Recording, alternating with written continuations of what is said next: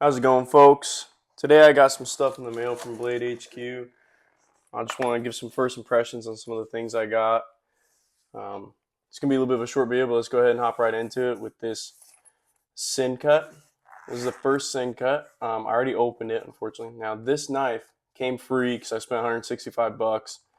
But I already opened it because I was super excited to try out the front flipper. I actually don't own a front flipper, and I wanted to see how hard or easy it is. And it is surprisingly more difficult than I thought. Now, the handle scale material, I didn't get to pick that or color. So I have no idea if this is real wood or not. It was just a whatever's in the box whatever's in the bin will send to you.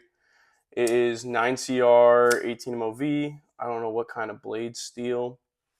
Let's look at it. We have right-handed pocket clip that is reversible.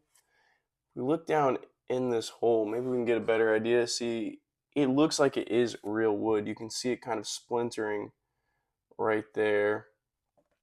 We have our liner lock, front flipper, as well as what is this called?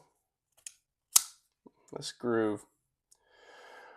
I don't recall, but anyhow, we can use it to finger flick and get a good deployment there. We can use it to flick. Um, Sweet little blade though. I mean, let's check the out of box sharpness. Let's see. Let me get a piece of paper, preferably one that doesn't have a bunch of my information on it. Here we are. Got the notebook.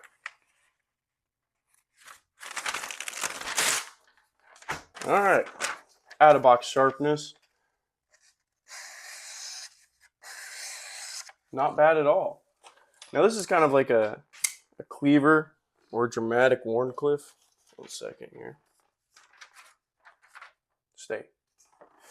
This is kind of a cleaver or a dramatic like Wharncliffe, I could see you arguing.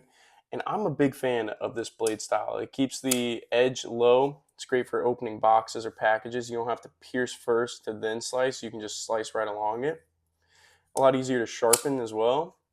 I do think that having it a big old fat area over here is kind of goofy looking. We can get the lighting a little bit better. Sorry, folks. Just trying to figure out a setup that works. You know, shows off the knife pretty well. But anyways, I don't really like the super thick blade. I don't hate it. You know, if that's your style, I get it. It's just not mine. Our blade's looking maybe a little bit to the right, but not bad at all. Pretty centered for the most part. Good action and good detent. Could be a little bit better, but for a free knife, I'm complaining way too much. It broke in pretty quick. I've only opened this maybe 20 times, and it's definitely substantially easier than it was 5 minutes ago. Sweet little knife, you're looking into that. Let's see what else we have. As well as the knives in the box, Blade HQ sent us some cool stuff. The Desert Warrior, it looks like that's the Kalashnikov. Oh, and a Desert Warrior keychain, that's pretty cool. Donut knives. I'm sure it's supposed to be I Heart, but I like that. That's cool. Make sure there's no other stickers. Nope. All right. Now, the one I'm most excited for, and probably shouldn't be this one because this is the cheapest one that I bought. Purchased 2 knives and I got this one for free. But we have something from Cold Steel. So let's get right into it. Try not to spoil it. Not let you see the end there. That way you don't ruin the surprise. Now, if you've seen my first video, can't see the end. If you've seen my first video, you know I'm a big old fan of Andrew Demko. And he started at Cold Steel. So today we got the 4 Max Scout with his Triad lock. This thing's a beast. It is every bit of as heavy as it looks. This is AUS 10A steel, which I have a Cold Steel already in AUS 10A. So I know I don't hate the steel. I think this set me back $80, a little bit much. Plastic handles with steel liners, all black. You have your triad lock and 4 inches of blade. We don't have any sharpening choil. No sharpening choil. Which kind of sucks, especially for an AUS 10A steel. Here's this side of the blade. Let me get this off my arm. Nothing else in the box, just bubble wrap. Okay, cool. So let's see, reversible pocket clip, super grippy handles, wonderful. I'm curious if you could stick a pin through there to lock the knife open a little bit better. I'm sure that's not what it was designed for, but as we were, you can only open this with a thumb stud. And as I was getting excited about this and doing research, I saw one gentleman, he called it the snaggle tooth, and it is, you'll remove this thumb stud and screw on a little piece of metal that sits right here, so you can pocket deploy and still use the thumb stud on the other side. I thought that was interesting. That's definitely something I would do to upgrade it. Let's see about our blade centering. It's looking pretty good. Here's your back spacer. Looks like you get a plastic back spacer that goes the whole length all the way up until your triad lock. Now your triad lock is just like your grandpa's lock back from his Buck 110 or 112. The only difference is this pin right here. Just to be more clear, make sure my shadow doesn't get in the way. This pin right here. And what that does is it sandwiches between the lock face and the blade, and you can kind of see where the blade's cut out for it.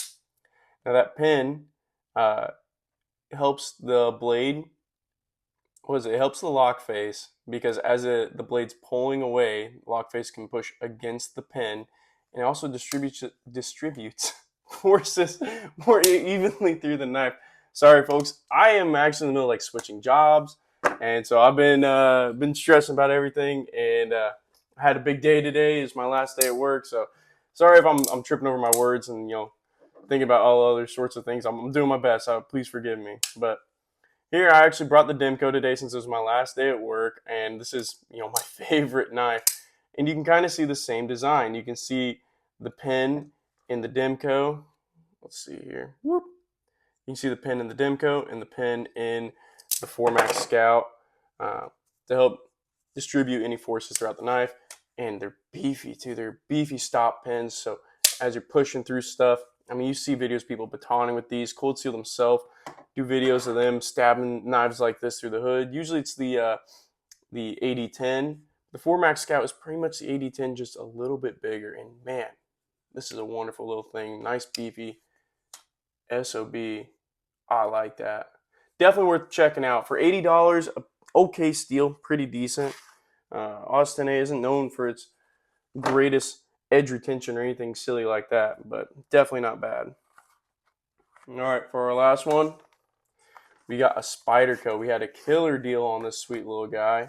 We have the Manix. The Manix was one I've wanted for a long time, which ironically enough, I thought it was kind of funny because the Manix and obviously that Formax Scout, I feel like both are kind of heavy use knives. I mean, obviously the Manix isn't as heavy use as this huge chunk of steel, but I feel like the Manix and the Shaman are their heavy use knives for sure.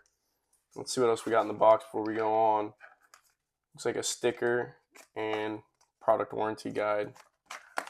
But I've wanted the Manix for a long time because of the sweet little lock that they have. Unfortunately, they only had a deal on the lightweight, so I saved a good chunk of change getting the lightweight, but the G10 is a little bit better. But let's go ahead and get into it. Wow, that thing is stiff. Whew. Definitely needs broken in, but that spring is so stiff. So this operates very similar to a crossbar lock. Do I have one in grabbing range? I do not. Yes, I do. Here's my Benchmade. So the Benchmade actually invented the crossbar lock, and what it is a bar that goes up behind the blade, as the blade would come back to here, and the bar goes behind the blade, so that way you have to shear the bar through the blade. And it uses Omega springs, which are very known to break. Not the most unreliable thing in the world, but they are not by any means super reliable. Now the Manix operates in a very similar way.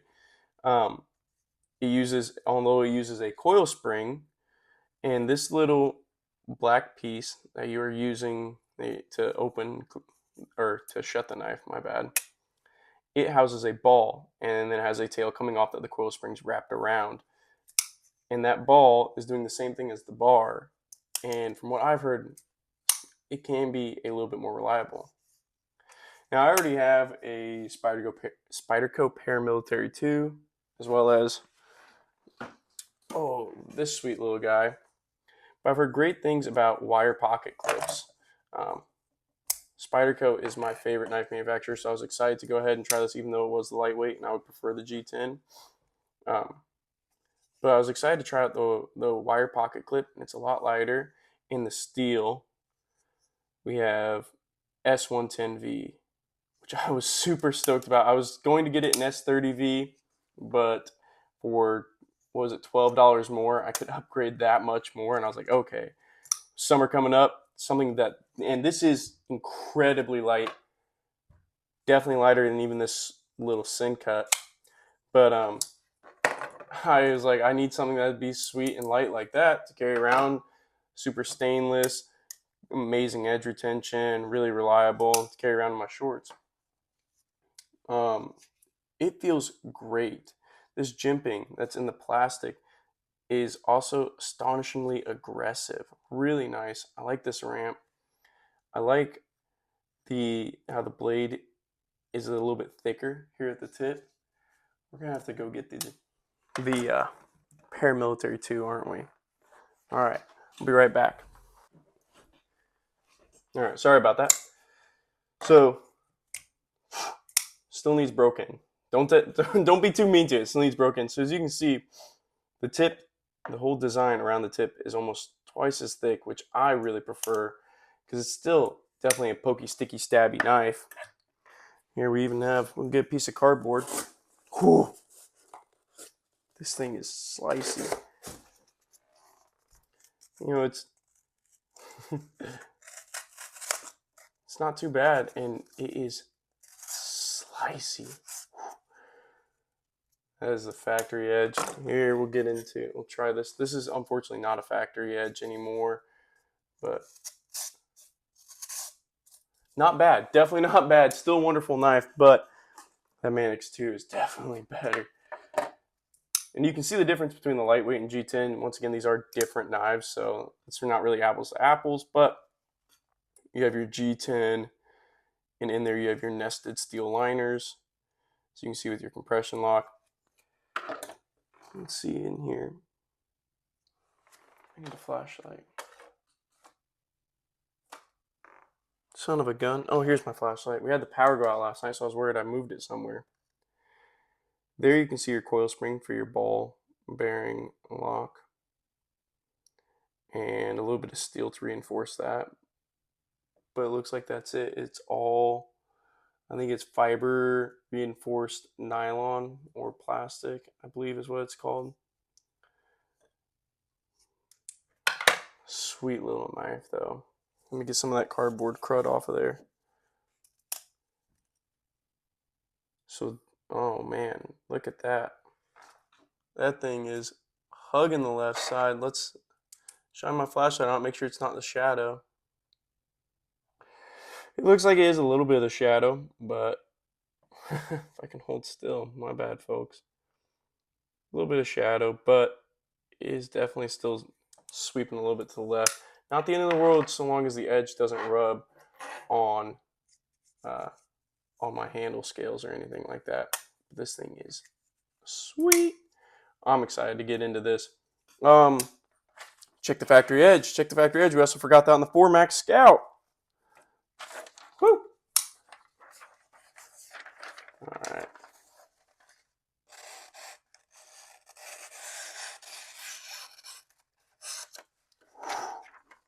Straight out the box. That's wonderful. All right. 4MAX Scout, though. Leave that up there. Let you look at that eye candy. Just a real behemoth. I have slightly large hands. Maybe you could say large medium. And look at that. I have 4 fingers with room to spare. you got sausages for fingers, you're going to love this. And you can even choke up here for any delicate work. This is going to be a sweet little thing. Or sweet big thing, I should say. Wow. That is crazy impressive for how thick this blade is. I mean, this thing, it's hard to get a good idea because you do have this plunge grind here, but right there, it is a thick behemoth, especially compared to our Spyderco. Yeah. Now, I like Spyderco's full flat grind, and that is the only one I've ever had. But I also learned recently that Spyderco does saber grinds. I was quite intrigued by that. Um, yeah, definitely the dullest out of the few, but not bad at all. Not a bad knife in the least bit. And also, this was a $160 knife. This was an $80 knife, and this was a free knife. So don't hate on it just because it might not be the sharpest one out of the box. But sweet little knives. Stay tuned. We're going to get a review on these. I'd like to really see what this AUS 10A can do compared to my other cold steel. But thanks for tuning in, guys, and I appreciate it. Stay safe and have a great weekend.